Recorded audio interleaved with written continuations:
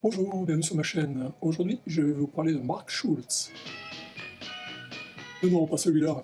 Mark Schultz, voyons, le fameux créateur de Xenozoic Tales, qui est plus connu en France sous le nom de des Chroniques de l'ère xénozoïque. Je ne sais pas vous, en ce qui me concerne, jusqu'à la moitié des années 80, je ne connaissais que les publications Lug et Harry Divertissement. J'avais de très vieux souvenirs d'avoir lu des Batman, Superman, publiés par Sage Édition, avec, il me semble, une page en couleur, une page en noir et blanc, un truc comme ça. Mais ma culture super-héroïque commençait à Lug et s'arrêtait à Harry Divertissement. Et puis, les aléas de la vie ont fait que j'ai continué mes études à Nancy, en Lorraine, où j'ai découvert 3 bouquinistes et la librairie La Parenthèse, et ma vie a littéralement changé du tout au tout, dans tous les domaines, y compris dans la bande dessinée. L'un de ces bouquinistes avait toute une pile de L'Écho des Savanes. Je connaissais L'Écho des Savanes, en tout cas les couvertures, qui étaient légèrement aguicheuses. Étant un ado en pleine phase hormonale, je me suis dit, bon, je vais regarder un petit peu ce qu'il y a là-dedans, puis j'ai farfouillé dans la pile. Et puis d'un coup, je suis tombé sur une couverture de Corben. Et puis sur une autre couverture, Neil Adams. Et une autre couverture, Bernie Wrightson. Et c'est là que j'ai remarqué que, en fait, ces magazines, avec les couvertures faites par des dessinateurs américains, ces magazines n'avaient pas le même titre. Ce n'était pas l'Écho des Savanes, c'était l'Écho des Savanes spécial USA. J'en ai acheté 2 ou 3 pour voir, comme on dit. Je suis tombé sur un épisode de Frank Miller dessinant Elektra en noir et blanc. Et j'ai été perdu corps et âme. Et ça a été le début de ma découverte du travail de Fershid Baroucha. Qu'il soit éternellement remercié pour mon travail de traduction et de publication. Monsieur Baroucha a prouvé qu'il était possible en France de publier des BD, des comics américains, de les traduire de façon correcte, sans censure. Donc, bonne traduction, faite à la main en plus, sans censure. Que ce soit dans les magazines comme l'Écho des Savanes spécial USA, et ou avec des maisons d'édition qui ont des noms évocateurs comme les éditions du fromage et les éditions du Triton. Pour l'anecdote, j'avais tous les Échos des Savanes spécial USA, j'ai conservé juste les 2 premiers. J'ai revendu tous les autres quand je suis parti en Amérique. Mais ceux-là, je les ai gardés parce que, c'est des souvenirs, c'est toute une époque. L'Écho des Savanes, spécial USA, justement, changera 2 fois de nom, en étant racheté par Glénat, devenant spécial USA, puis Comic USA. Et c'est dans celui-ci, donc, que je découvre un beau jour les aventures de Jack Tenrek et Anna Dundee dans leur terre alternative des chroniques de l'ère xénozoïque, comme c'était traduit en français à l'époque. Une histoire où les humains cohabitent avec les dinosaures, mais aussi avec d'autres créatures, et je n'en dirai pas plus, car je ne veux pas spoiler. Mais comme disait l'autre, la vérité est ailleurs. Ce qui nous amène à son auteur, Mark Schultz. Mais avant de vous parler de son auteur, je me dois de faire une deuxième digression. Oui, cette vidéo va être très longue, j'espère que vous êtes bien installés. Avant d'être passionné par les comics, comme beaucoup de petits garçons de ma génération, j'étais passionné par les pulps, sans savoir ce qu'étaient les pulps. Alors quand je dis pulp, je ne parle pas de Pulp Fiction, le film de Tarantino, mais je vais y revenir un petit peu plus tard. Ni de jus d'orange avec de la vraie pulpe dedans. Même joueur joue encore. Mais de l'univers, en général, des pulps. Les pulps, c'est qui, c'est quoi? Il s'agit de courtes histoires de fiction publiées aux USA sur du papier bas de gamme, sur de la pulpe de bois, qui lui donne son nom. Donc, wood pulp, pulpe de bois, pulp. Les Américains comme les Français aiment bien raccourcir. Il s'agit d'histoires fantastiques, de science-fiction, ou plus généralement d'aventures, qui seront publiées jusque dans les années 50, avant de disparaître face à la concurrence des comics et de la télé. L'un des autres sujets forts des pulps, c'était les enquêtes policières, les histoires de détectives, ce que les Américains appellent hard-boiled, comme on peut les voir dans le Pulp Fiction de Tarantino, justement, ou avec les enquêtes de détectives privés à la Raymond Chandler et Mickey Spillane. Mais ce qui m'intéressait moi quand j'étais gamin, c'était les histoires comme 20 milieux sous les mers de Jules Verne ou Le Monde perdu de Sir Arthur Conan Doyle. Donc des histoires fantastiques avec des grosses bébêtes. L'un de mes premiers souvenirs de films en noir et blanc, chez ma grand-mère, c'était un Tarzan avec Johnny Weissmuller.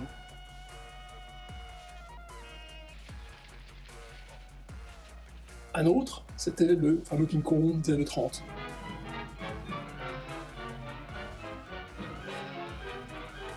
Donc il y avait ce mélange entre les films en noir et blanc, donc ce qui date un film, tout de suite, qui le fait paraître vieux, ancien, et des situations fantastiques. Donc des sous-marins, des bateaux, des îles mystérieuses, et des monstres géants.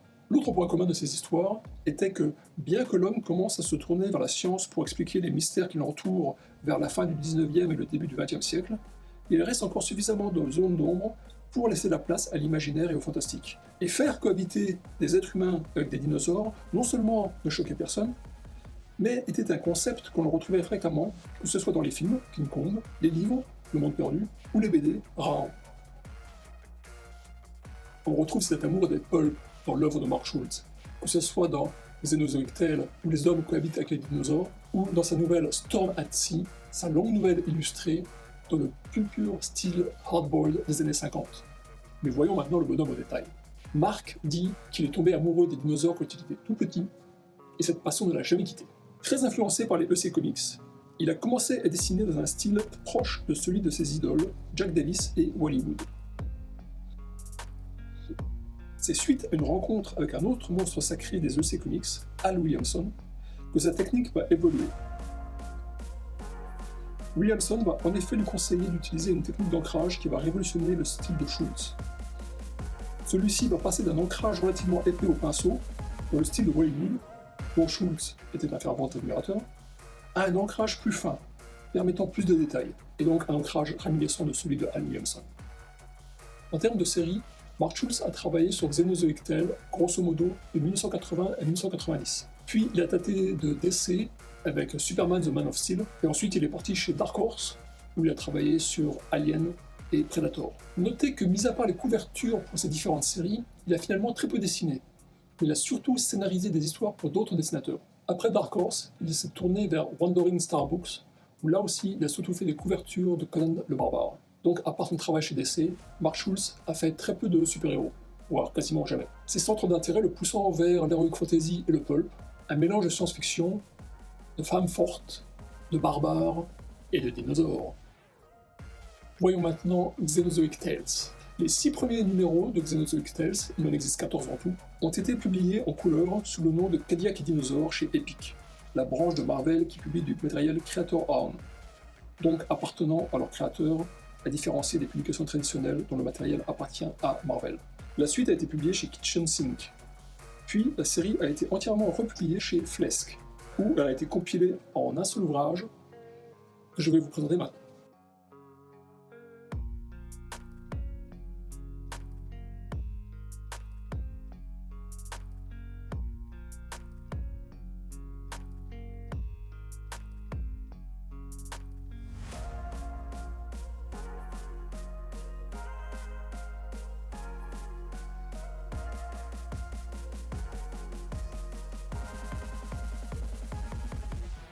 En parlant de Flesk, à partir de 2015, Schultz a publié régulièrement des sketchbooks.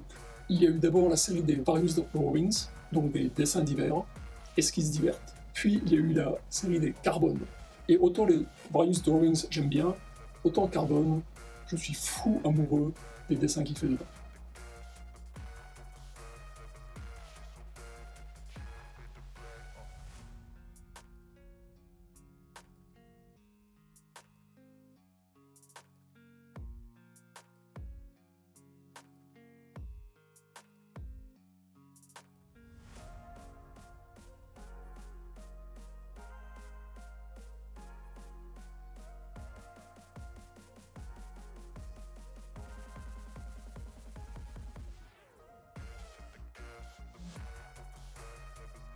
À partir de 2015, Schultz a commencé à publier régulièrement des sketchbooks chez Flesk Publishing, tout en continuant à travailler pour des maisons d'édition connues ou sur ses propres projets. Schultz a notamment publié, après plusieurs années de travail, un roman illustré qui s'appelle Storms at Sea, composé de 31 pages de texte et de 31 pages d'illustrations.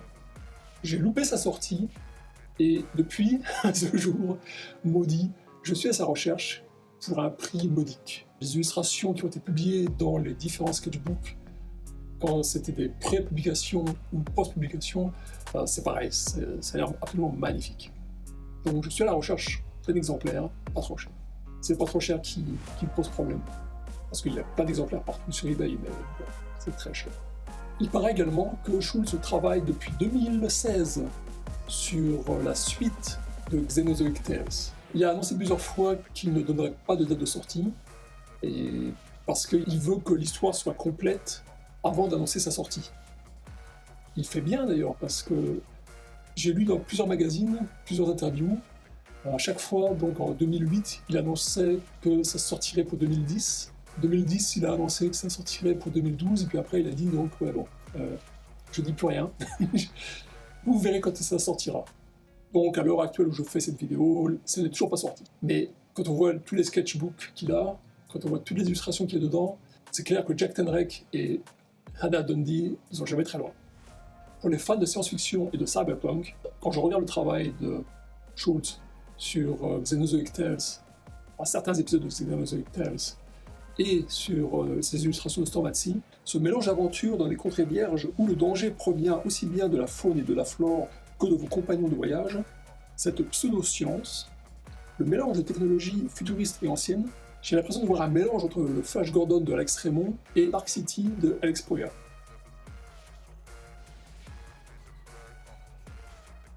Sauf qu'il ne pleut pas dans Xenozoic Tales, et qu'on passe plus de temps dans la jungle que dans la ville, et en ce qui me concerne, au niveau de l'ambiance produite, c'est exactement la même chose. Mark Schultz est un peu l'exception à une règle que je me suis fixée, une règle en fait non officielle, si on peut dire, mais qui fait que je m'intéresse plus au dessin qu'aux histoires, comme vous avez pu le constater dans toutes mes vidéos. Je parle tout le temps des artistes, je parle finalement très peu des scénaristes, sauf quand, comme c'est le cas avec Mark Schultz, il s'agit d'un artiste scénariste. Et donc Mark Schultz, c'est l'exception à la règle, parce que pendant très longtemps, je trouvais que le concept de ces histoires était plus fascinant en fait que ses dessins. Le côté trop admiratif des EC Comics au début de sa carrière me gênait, car il donnait un côté vieillot à ses dessins. J'avais l'impression de lire quelque chose qui avait été dessiné dans les années 50, et c'est pas un sentiment que j'apprécie beaucoup. C'est le concept de l'histoire qui m'a poussé encore et encore à lire les épisodes, car je voulais comprendre de quoi il retournait.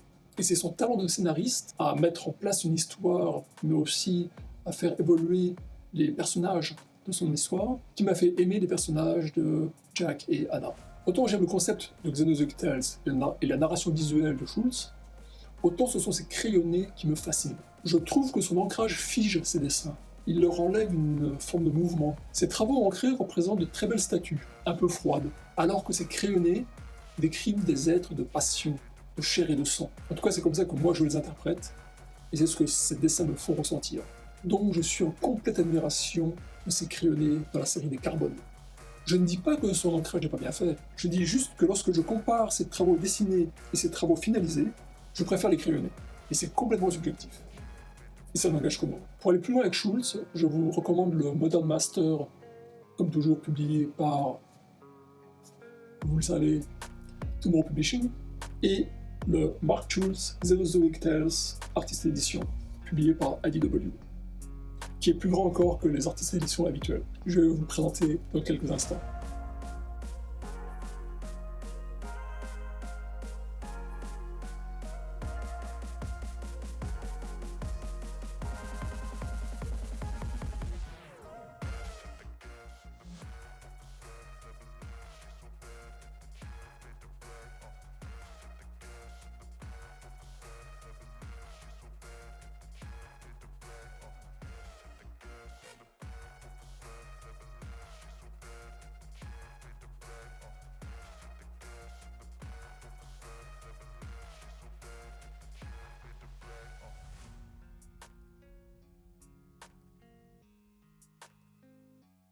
Mais aussi, surtout, ces sketchbooks publiés chez Flesk.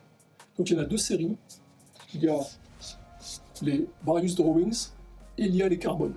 Je crois qu'ils existent tous à la fois en souple et en format dur, cartonné.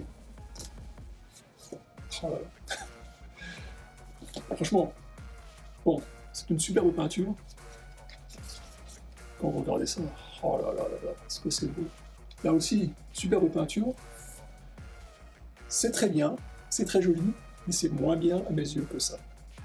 Il existe également un petit livre bleu. Il y avait le petit livre rouge de Mao, il y a le petit livre bleu de Mark Schultz. En fait, c'est des reproductions de croquis qu'il possède dans un petit carnet spécial. Là, vous avez une des images iconiques de Storms at Sea. Vous voyez, Tout de suite, c'est hard-boiled, et non pas noir. Enfin, ce que les Américains appellent film noir, roman noir. C'est pas hard-boiled. Hard-boiled, c'est le détective privé qui s'en prend plein la gueule, mais qui à la fin résout l'énigme et arrête les méchants, ou fait arrêter les méchants. Noir, c'est tout le monde est pourri, et à la fin, tout le monde est mort. Donc, ou est en train de mourir. C'est pas la même chose. Même si très souvent les journalistes confondent quand ils font un review d'un roman ou d'un film en disant « Ah, c'est un film noir ». Non, pas du tout. Donc ça, c'est hard-boiled. Notez aussi que pour Xenozoic Tales, il existe un dessin animé en Amérique et des tonnes de jouets, de produits dérivés. Mais bon, je m'intéresse qu'aux comics, donc je ne vous parle que de cela. Mais si vous faites une recherche sur Google, vous allez voir, il y a plein de produits. C'est la fin de cette vidéo. Est-ce que vous connaissez déjà l'univers de Mark Schultz? Si oui, qu'est-ce que vous en pensez? Et sinon, qu'est-ce que vous en pensez? Est-ce que vous vous sentez prêt à sauter dans une Cadillac et à partir à l'aventure? Dites-le moi dans les commentaires ci-dessous. Merci de vous abonner, de mettre un pouce bleu, de partager la vidéo, de me retrouver sur les réseaux sociaux, vous connaissez la chanson. Après plusieurs vidéos sur des artistes pas franchement connus du grand public, et avant de faire fuir mes derniers abonnés, ma prochaine vidéo sera sur Jack Kirby, le grand Jack the King. Mais pas le Jack Kirby que vous connaissez sur les 4 Fantastiques chez Marvel. Non, ce serait trop facile. Je vais vous parler de Jack Kirby chez DC sur le 4e monde, par l'intermédiaire de cet artiste d'édition et de celui-là. Donc on se retrouve le mois prochain pour du Jack Kirby chez DC et le 4e monde. En attendant, portez-vous bien, lisez plein de comics avec des dinosaures, et je vous dis à très bientôt. Ciao ciao!